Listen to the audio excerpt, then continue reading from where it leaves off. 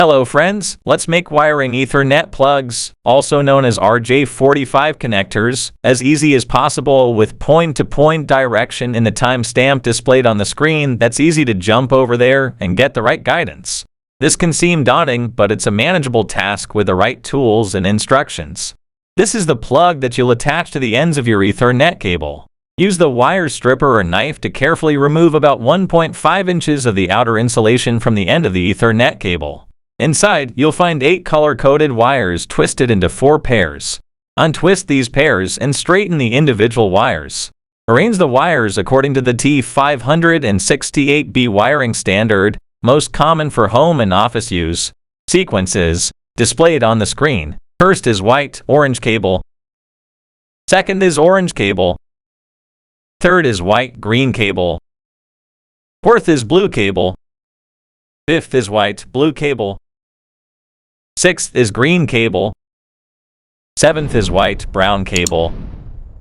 And the last 8th cable is brown. Straighten and align the wires in a row, then trim them to about 0.5 inches in length from the end of the insulation. Hold the Rj45 connector with the clip facing down and carefully insert the wires into the connector, ensuring each wire goes into its respective slot. Make sure the wires are perfectly straight and in the correct order before inserting them into the connector. Before crimping, double-check that the wires are fully inserted and reach the end of the Rj45 connector. Insert the connector with the cable into the crimping tool and apply pressure to secure the connector to the cable. Good quality connectors can make a significant difference in ease of use and reliability. It is important to test the cable using a cable tester to ensure all connections are properly made and the cable is functioning correctly.